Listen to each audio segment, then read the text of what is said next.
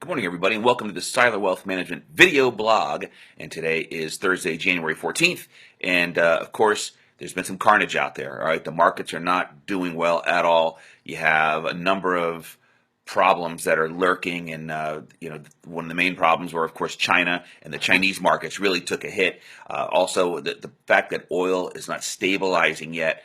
That causes a problem. Let me explain to you why, because I've been asked this question quite a bit. They're saying, well, the fact that gas is $1.80 a gallon isn't that good. Well, yeah, it's good for the individual's pocket. It really is. I mean, it's like we got a tax break, okay?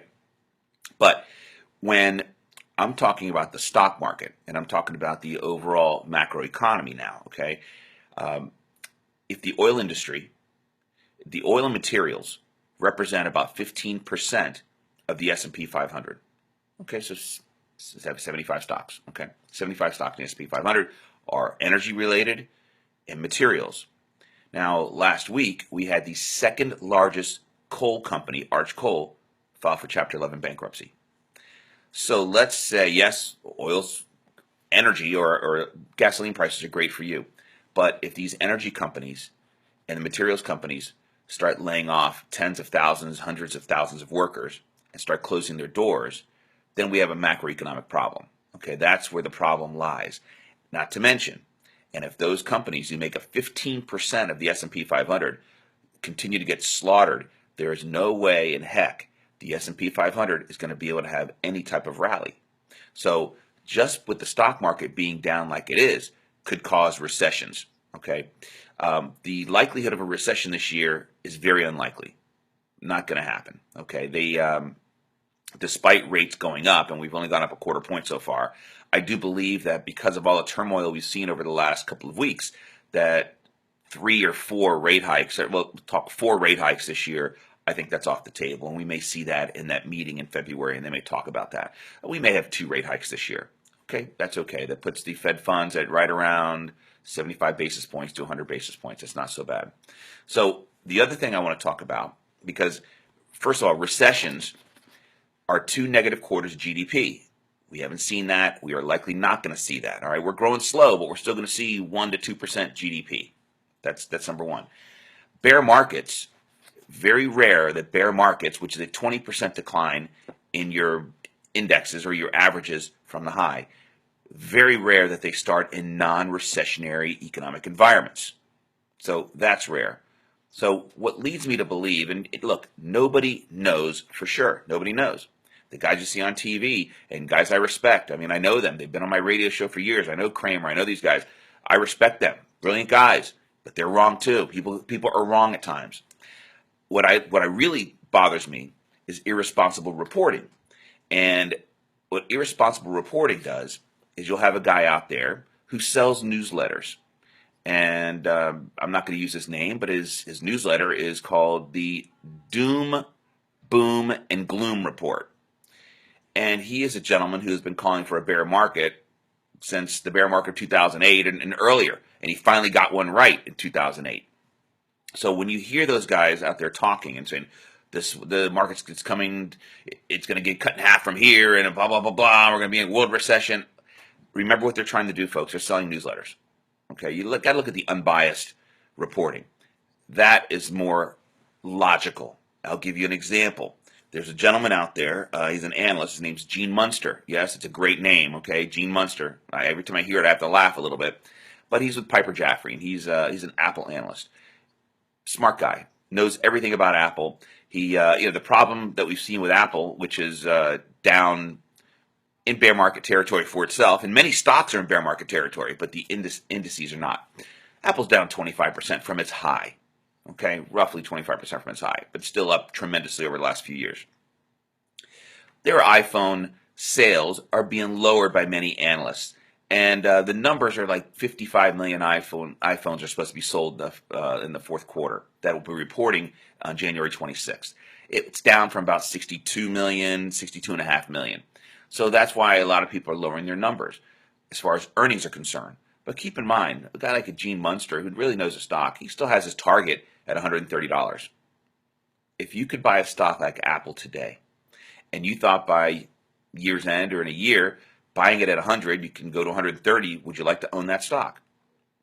If the answer is if 30% or 25% is enough for you and you're not a greedy pig, then that's probably a time to buy it. Okay. And I'm not telling you to buy it. We own Apple. I own it personally to disclosure, and we own it much cheaper. So we're not getting hammered on it. Although, am I happy it's down from its high? No, of course I'm not happy it's down from its high. I mean, you second guess everything. You think, oh, I should have sold it at 130. Well, yeah, of course, hindsight is much better than these. Okay, hindsight is 2020, and everybody knows that. But likelihood is there are targets on Apple of $170. So we don't know. But the rumor over the last week was that the Apple iPhone sales are not going to be as bad in China as they thought. And in fact, the Chinese upgrade their phones quicker than we do. That's kind of what the talk was. There's also rumors circulating that Apple may be buying Time Warner. Some people think it's a good opportunity. But one thing that's interesting about Apple, and this is not a bandwagon Apple deal, okay, because if you own it, great. If you don't own it, that's okay too. You call me privately, we'll discuss whether you should own it, because it is going to be volatility. There's volatility in that stock, so you have to be able to withhold and to just be able to deal with that, the major swings in that stock or in the markets. But Apple also, they're looking at new products. They're going to revitalize the iWatch, which I think was a dead product. That's one thing I think they missed on. Okay, at least for folks my age, can you see those? Have you seen an Apple Watch? You can't see the numbers. I'm sorry, I'm 51 years old, can't see the numbers. But one thing about Apple that you look at is their guidance. They're going to give guidance for the rest of the year on January 26th. All right, there again, their price targets I'm seeing here. Price targets 179, which is pretty good from here.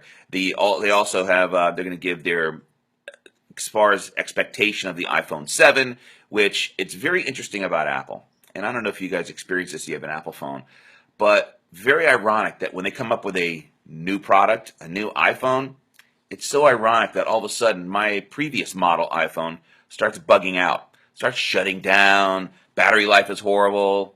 I'm not saying they send out something, but that's, there'll be upgrades, I assure you.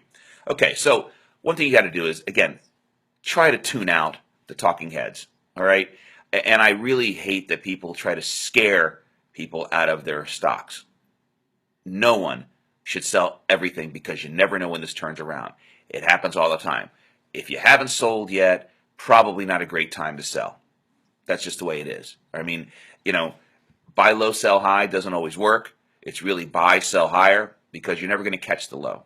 Just never are. I've been doing this 27 years, and rarely do you catch the absolute low or sell the absolute high. It doesn't happen. So what you got to do is look at the overall portfolio. All right. Listen, I really appreciate everybody that has shared my videos and liking them. We're getting a tremendous amount of shares and likes, so keep doing that. And I'm going to pull out some more cruises. And by the way, the ones that won last week, here are the cruise cards.